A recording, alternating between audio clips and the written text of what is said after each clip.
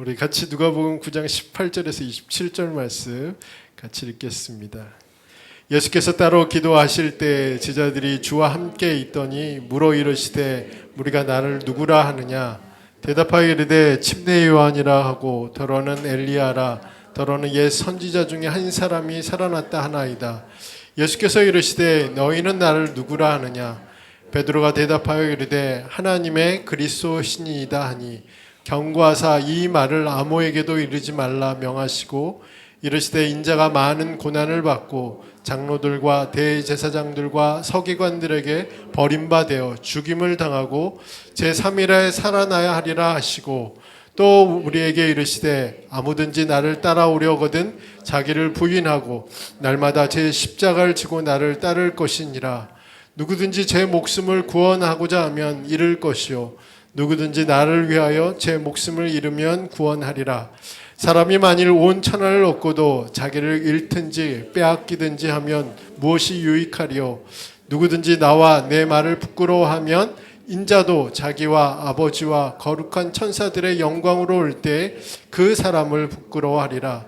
내가 참으로 너에게 이르노니 여기 서 있는 사람 중에 죽기 전에 하나님의 나라를 볼 자들도 있느니라. 아멘. 오늘은 예수님의 질문이라는 제목으로 말씀을 전하겠습니다. 그리스도인의 신앙은 예수님이 누구신가 하는 질문에서 시작됩니다. 또한 이 질문 위에 그리스도인의 정체성 그리고 실제적인 삶이 세워져 있습니다. 그것은 사도행전에 기록된 교회의 그 초기 역사에서부터 시작된 것입니다. 더 나아가 초기 교회와 그리스도인들은 예수님이 누구신가라는 질문에 자신들의 존재의 이유를 모두 걸었습니다.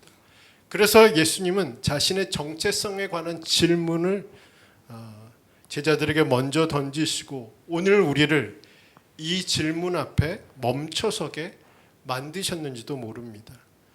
그런데 만일 우리가 이 질문을 건너뛰어 넘어간다면 하나님 앞에 우리의 신앙의 모습들은 의미도 유익도 영광도 없다는 것입니다. 왜냐하면 예수님을 통하지 않고서는 그 어떤 것도 하나님 앞에 올라가지 않기 때문입니다. 그래서 우리는 이 질문에 대한 답을 찾아야만 합니다.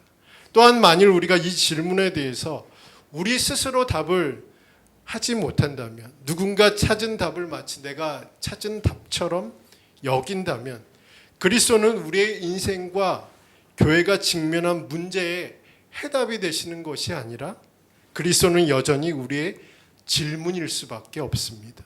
그러므로 우리는 오늘 본문의 말씀을 통해 예수님이 누구이신가 그에 대한 답을 찾아야 하고 그 답에 근거한 우리의 믿음을 고백하는 단계까지 이르러야 합니다. 그래서 그리스도가 우리의 유일한 해답이심을 믿고 그리스도를 따르는 삶으로 우리의 삶의 방향을 조정해야 합니다.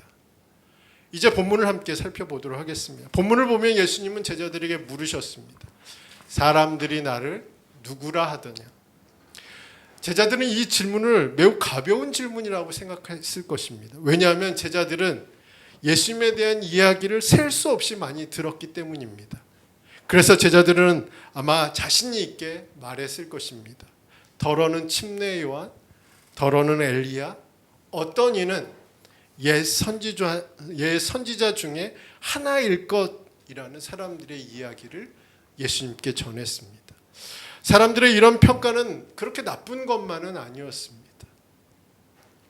사람들은 어느 정도는 예수님을 인정하고 있다는 이야기죠.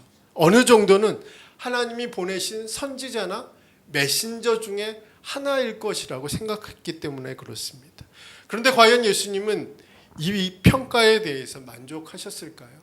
아니죠. 만족하지 않으셨습니다. 그래서 예수님은 다시 제자들에게 물었습니다. 그러면 너희들은 나를 누구라 하느냐? 예수님이 이렇게 질문을 던진 것은 가이사랴 빌립보라는 이방의 도시 한가운데입니다. 구약시대에 바알 신전이 있었던 곳이고 헬라 시대에는 자연의 신인 판신의 신당이 있었던 사당이 있었던 곳이고 그리고 도시 곳곳에 널려 있는 거대한 신상들과 그리고 신전들이 있었던 그 한가운데서, 또 사람들은 그 신상들 앞에서, 그 신전에서 머리를 조아리면서 빌고 있는 그 한가운데서 예수님은 제자들에게 이 질문을 던지신 것입니다. 그때 베드로는 어느 제자도 상상하지 못한 답을 내놓았습니다. 베드로의 고백에 대한 누가의 기록은 매우 짧습니다. 하나님의 그리스도, 하나님으로부터 온 그리스도, 하나님으로 말미암은 그리스도라고 고백합니다. 누가가 이렇게 베드로의 고백을 다른 복음서 마태나 마가복음에 비해서 짧게 기록한 이유는 예수님만이 하나님의 모든 권위를 위임받은 왕이라는 의미를 강조하기 위해서 그렇습니다. 베드로는 이 고백을 바로 이방의 도시 한가운데에서 스스로 살아있는 신이라고 이야기하는 로마 황제가 다스리는 도시에서, 그리고 온갖 신전들과 신상들이 세워진 그 한가운데서 이 고백을 합니다. 오직 예수님만이 하나님이 보내신 왕이십니다 라고 고백한 것입니다. 예수님의 질문에 대한 베드로의 고백은 예수님의 질문에 대한 우리의 고백이 정확하게 어떤 고백이어야 하는지를 알려주는 것입니다. 그러니까 우리는 이미 예수님의 질문에 어떤 답을 내놓아야 하는지를 이미 알고 있는 것입니다. 그런데 문제는 이 답이 나의 고백이 되어야 한다는 것이죠. 곧 예수님만이 참된 왕이심을, 예수님만이 나의 왕이심을 우리 스스로 인정하고 우리 스스로 고백할 수 있어야 한다는 것입니다. 그것도 어디에서요? 우리의 발걸음이 머무는 곳에서, 우리가 살고 있는 도시 한복판에서, 욕심과 욕망과 자랑이라는 세상의 온갖 우상들 앞에서 예수님은 하나님의 그리스도, 예수님은 나의 왕이십니다라고 고백할 수 있어야 한다는 것이죠. 이 고백의 진정한 의미를 깨달아야 우리는 그리스도가 우리의 인생의 질문이 아니라 해답이심을 경험하게 됩니다. 이 고백이 날마다 우리의 입술로 고백되어져야 예수님을 믿으면서도, 신실한 믿음을 가지고 있으면서도, 열심히 신앙생활을 했음에도 우리에게 일어난 여러 가지 힘든 일들을 믿음으로 이길 수 있습니다. 왜냐하면 예수님은 베드로의 고백 이후에 하나님의 그리스도가 가야 하는 길에 대해서, 자신을 하나님의 그리스도로 고백하는 이들의 삶에 대해서 설명하셨기 때문에 그렇습니다. 자, 22절의 말씀을 함께 읽겠습니다. 자, 22절입니다. 같이 읽겠습니다. 이르시되 인자가 많은 고난을 받고 장로들과 대제사장들과 서기관들에게 버림받아 죽임을 당하고 제3일에 살아나야 하리라 하시고. 자, 22절은 문맥상의 흐름과는 어울리지 않게 내용이 갑자기 전환되고 있음을 알 수 있습니다. 즉 예수님을 하나님의 그리스도, 하나님으로 말미암은 왕이심을 기록하다가 22절부터는 예수님이 당하실 고난과 부활에 대해서, 그리고 제자들이 걸어갈 길에 대해서 기록하고 있기 때문에 그렇습니다. 그 이유는 두 가지입니다. 첫 번째는 하나님의 방법은 인간의 방법과는 다르다는 것입니다.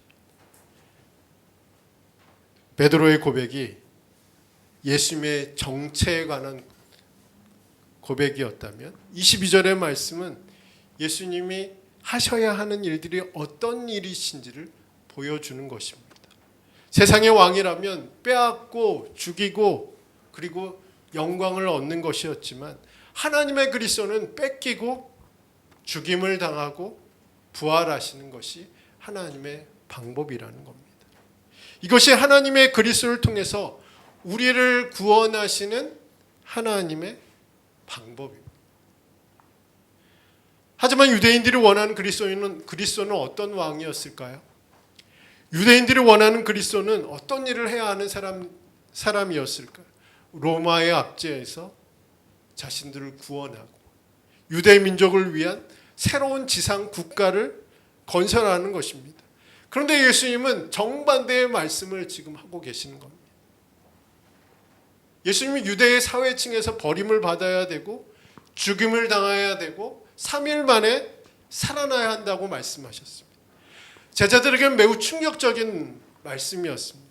왜냐하면 이것은 제자들이 동의할 수도 없고 동의해서도 안 되는 것이었습니다. 장로들과 대제사장들과 서기관들과 협력하지 않으면 그들의 인정과 동의를 얻지 않고서는 메시아의 왕국이 건설될 수 없다는 것을 알고 있기 때문에 그들의 생각, 그들의 방법과는 정반대의 방법을 예수님께서 말씀하셨기 때문에 그들에게는 매우 충격적인 말씀이었습니다. 그런데 예수님은 버림받고 죽임을 당하고 3일 만에 살아나는 것이 하나님의 그리스도가 가야 할 길이라고 말씀하셨습니다. 이것은 하나님의 방법과 사람의 방법이 다르다는 것을 말씀하는 것입니다. 하나님의 길과 세상의 길이 다르다는 것을 말씀하시는 것입니다. 또한 사람의 방법으로는 문제가 해결될 수 없을 뿐만 아니라 우리가 원하는 방법으로는 우리의 문제가 해결될 수 없음을 분명하게 말씀하시는 겁니다. 오늘 우리에게도 예외가 아닙니다. 하나님은 우리가 원하지 않는 방법으로 우리를 인도해 가시기도 하시고 우리에게 응답하시기도 하시고 우리의 문제를 해결해 가시기도 하십니다. 그래서 때로는 우리가 하나님을 의심할 때가 있습니다. 하나님 앞에 불평할 때가 있습니다. 그리고 하나님의 행하심에 혼란스러워할 때가 있습니다.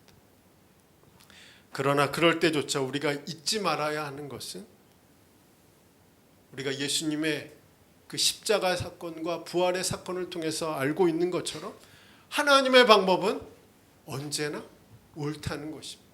하나님의 방법은 언제나 선하다는 것입니다. 하나님의 방법은 언제나 합력해서 선을 이루신다는 사실입니다.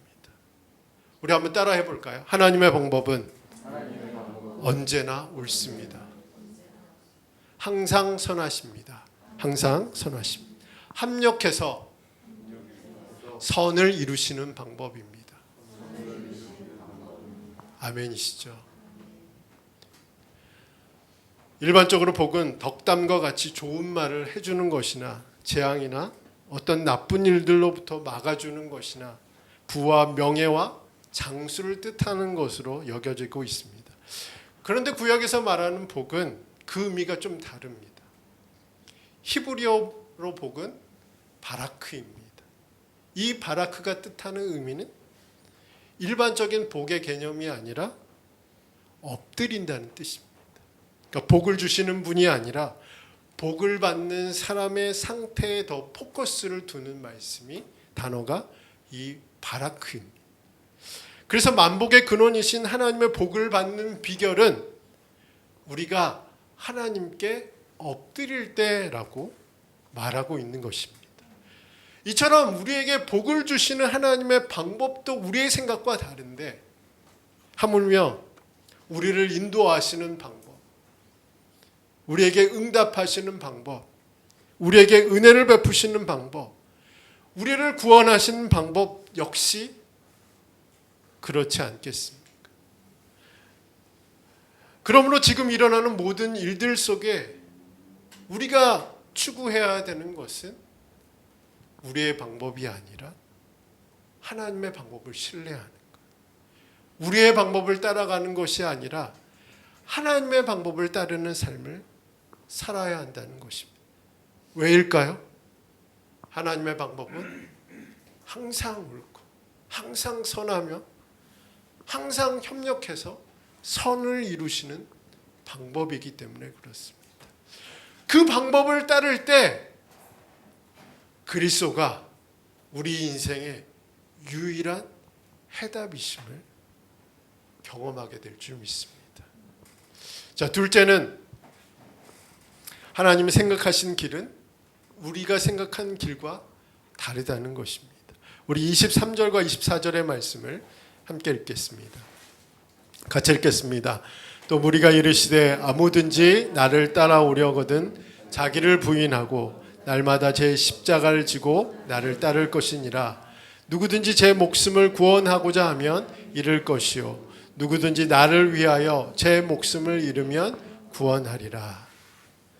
자, 먼저 22절의 말씀을 다시 우리가 되짚어 보면서 예수님은 죽임을 당하시고 3일 만에 살아나야 하리라 라고 말씀하셨습니다. 예수님은 죽임을 당하시고 3일 만에 에코가 울립니다.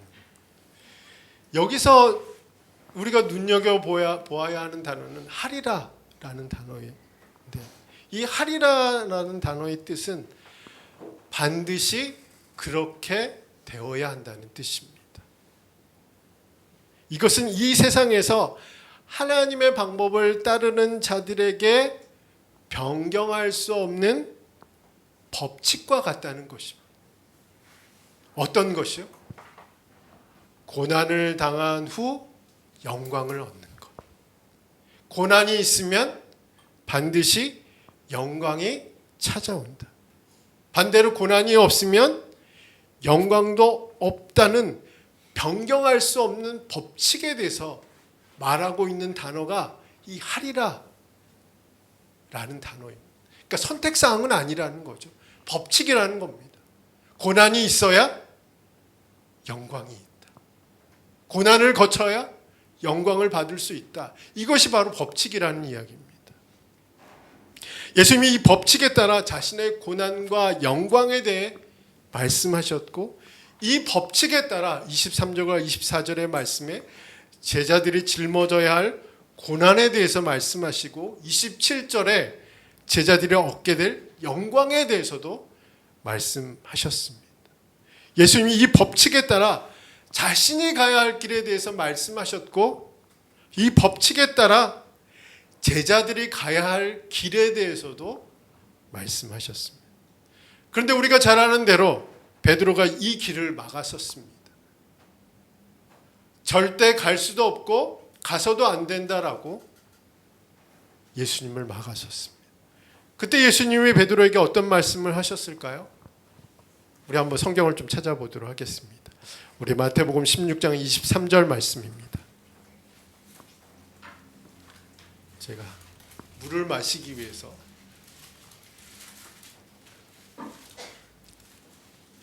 마태복음 16장 23절 같이 읽겠습니다. 예수께서 돌이키시며 베드로에게 이르시되 사탄아 내 뒤로 물러가라. 너는 나를 넘어지게 하는 자로다. 내가 하나님의 일을 생각하지 아니하고 도리어 사람의 일을 생각하는도다 라고 말씀하셨죠. 그렇죠? 이 법칙을 깨고자 하는 베드로에게, 이 법칙을 막아서는 베드로에게 예수님은 사탄의 도구가 되지 말라고 꾸짖으셨습니다. 이 법칙, 어떤 법칙이라고 말씀드렸죠? 고난 후의 영광. 고난 없는 영광은 예수님의 길을 막아서는 것.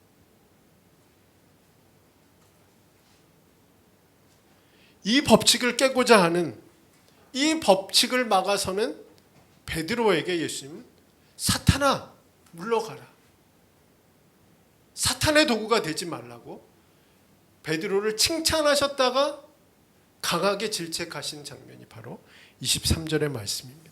왜냐하면 그것 자체가 예수님의 길을 막아서는 방해물이기 때문에 그렇습니다. 그것 자체가 하나님의 일을 생각하는 것이 아니라 사람의 일을 생각하는 것이기 때문에 그렇습니다. 이처럼 예수님의 길에는 법칙이 있습니다. 고난이 있고 영광이 있습니다. 그뿐 아니라 예수님을 따르는 우리들에게도 법칙이 적용된다는 사실이죠. 고난이 있고 영광이 있습니다. 하나님이 생각하시는 우리의 길, 내가 생각하는 나의 인생의 길, 다르다는 이야기죠. 우리는 고난 없는 영광을 원합니다. 이 법칙이 적용되지 않기를 원하는 거죠. 이 법칙대로 내게 적용되지 않기를 원한다는 사실입니다. 그러나 예수님은 22절의 말씀, 하리라 라는 이 말씀을 통해서 자신이 이 법칙 가운데 있음을 말씀하셨고, 23절과 24절의 말씀, 27절의 말씀을 통해서 제자들에게도 적용되는 법칙에 대해서 말씀하셨습니다. 그래서 예수님은 자기를 부인하지 않고서는, 자기의 십자가를 짊어지지 않고서는 자신을 따라올 수 없다라고 말씀하셨습니다. 자신의 목숨도 아까워하지 않아야, 예수님과 예수님의 말씀을 부끄러워하지 않아야 예수님을 따르는 제자들이 될 수 있다라고 말씀하셨습니다. 고난 중에 있으십니까? 여러 가지 복잡한 어려움들이 있으십니까? 우리에게 희소식이 있죠. 영광이 온다는 사실이죠. 고난이 있으면 영광도 있다라는 사실. 내가 고난을 당하고 있으면 하나님은 우리에게 영광을 주실 것입니다. 이것은 법칙입니다. 정해진 법칙이었어요. 예수님의 길에도 이 법칙이 그대로 적용되었고, 예수님의 제자들에게도 동일하게 적용되는 법칙이, 고난이 있으면 영광이 있다는 거죠. 고난이 있으면 하나님 우리를 영광스럽게 하실 것이라. 그러나 반대로 경고의 메시지도 포함되어 있습니다. 고난 없는 삶을 우리가 생각하고 있다면,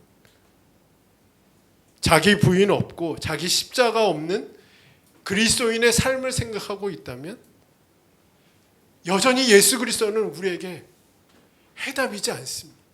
여전히 왜, 어째서 우리에게 이런 일이, 그리스도는 여전히 우리에게 질문일 수밖에 없죠.